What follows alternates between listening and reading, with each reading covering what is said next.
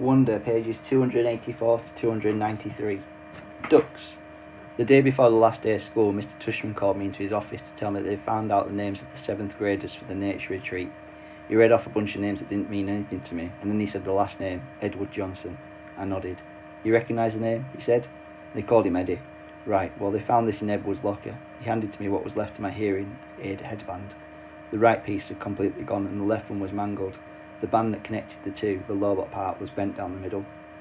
This school wants to know if you want to press charges, said Mr. Tushman. I looked at my hearing aid. No, I don't think so, I shrugged. I'm being fitted for new ones anyway. Why don't you talk about it with your parents tonight? I'll call your mum tomorrow to talk about it with her too.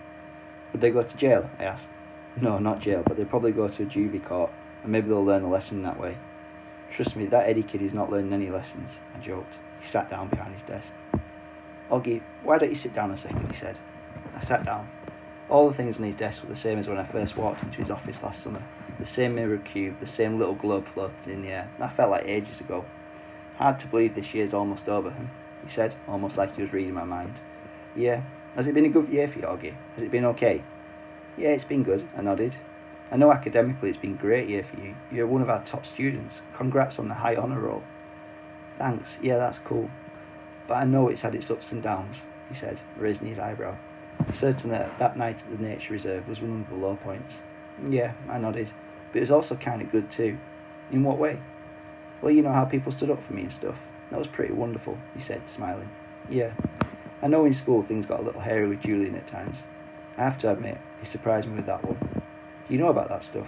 I asked him. Middle school directors have a way of knowing a lot of stuff. Do you have, like, the secret security cameras in the hallways? I joked. And microphones everywhere, he laughed. No, seriously, he laughed again. No, not seriously. Oh, but teachers know more than kids think, Oggy. I wish you and Jack had come to me about the mean notes that were left in your lockers. How do you know about that? I said. I'm telling you, middle school directors know all.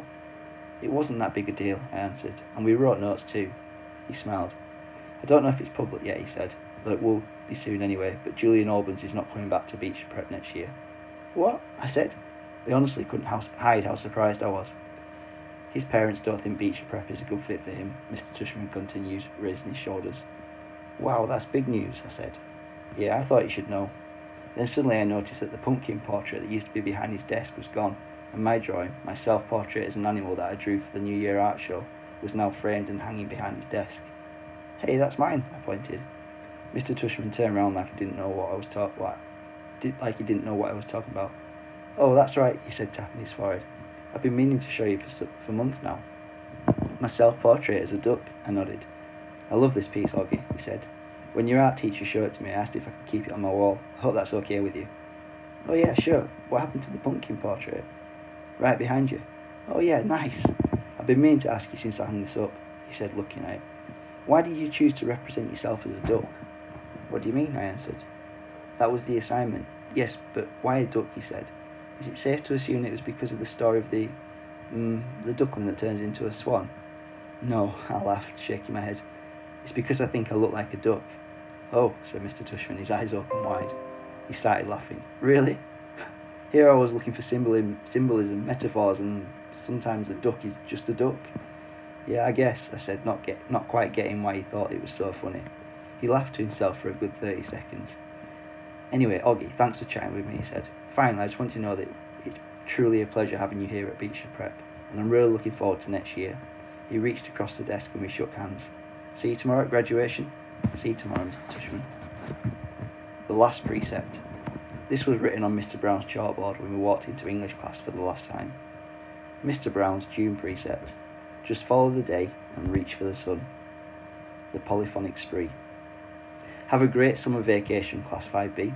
It's been a great year and you've been a wonderful group of students.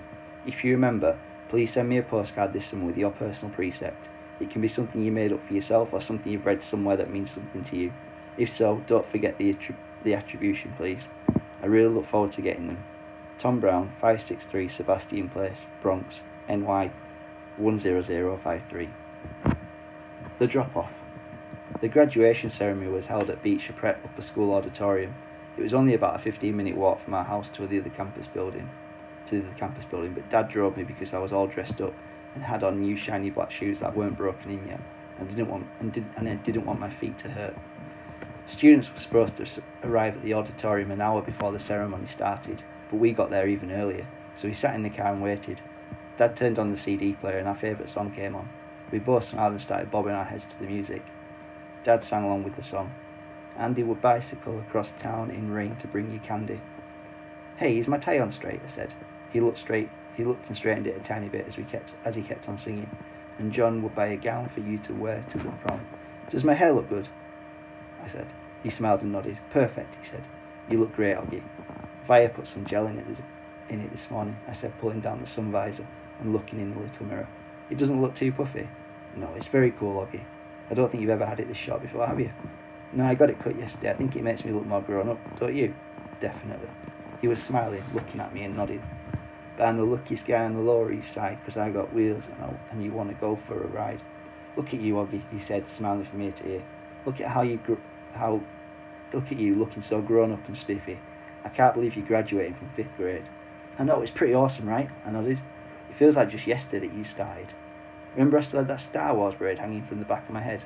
Oh my gosh, that's right, he said, rubbing his palm over his forehead. You hated that braid, didn't you, Dad? Hate is too strong a word, but I definitely didn't love it. You hated it, come on, admit it, I teased. No, I didn't hate it, he smiled, shaking his head. But I will admit to hating that astronaut helmet you used to wear. Do you remember? The one Miranda gave me. Of course I remember, I used to wear that thing all the time.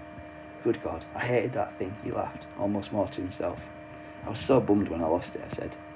Oh, it didn't get lost, he answered casually. I threw it out. Wait, what? I said. I honestly didn't think I heard him right. The day is beautiful and so are you, he was singing. Dad, I said, turning the volume down. What, he said. You threw it out? He finally looked at my face and saw how mad I was. I couldn't believe he was being so matter-of-fact about the whole thing. I mean, to me, this was a major revelation, and he was acting like it was no big deal. Oggy, I couldn't stand seeing that thing cover your face anymore, he said clumsily. Dad, I love that helmet. It meant a lot to me. I was bummed beyond belief when it got lost. Don't you remember? Of course I remember, Oggy, he said softly. Oh, Oggy, don't be mad. I'm sorry. I just couldn't stand seeing you wear that thing on your head anymore, you know? I didn't think it was good for you. He was trying to look me in the eye, but I wouldn't look at him. Come on, Oggy, please try to understand, he continued, putting his hand under my chin and tilting my face toward him. You were wearing that helmet all the time, and the real truth is, I miss seeing your face, Oggy. I know you don't always love it, but you have to understand, I love it. I love this face of yours, Oggy, completely and passionately, and it kind of broke my heart that you were always covering it up. He was squinting at me like he really wanted me to understand. Does Mum know? I said. He opened his eyes wide. No way, are you kidding? She would have killed me. She tore the place apart looking for that helmet, Dad, I said. I mean, she spent like a week looking for it in every closet in the laundry room, everywhere. I know, he said, nodding. That's why she killed me. And then he looked at me, and something about his expression made me start laughing, which made him open his mouth wide, like he'd just realised something. Wait a minute, Oggy, he said, pointing his finger at me. You have to promise me you'll never tell Mummy anything about this. I smiled and rubbed my palms together like I was about to get very greedy. Let's see, I said, stroking my chin. I'll be wanting that new Xbox when it comes out next month, and I'll definitely be wanting my own car in about 6 years. A red Porsche would be nice, and he started laughing. I love it when I'm the one that makes Dad laugh, since he's usually the funny man that gets everyone else laughing. Oh boy, he said, shaking his head. You really have grown up. The part of the song we love to sing the most started to play, and I turned up the volume. We both started singing. I'm the ugliest guy on the Lower East Side, but I've got wheels and you want to go for a ride.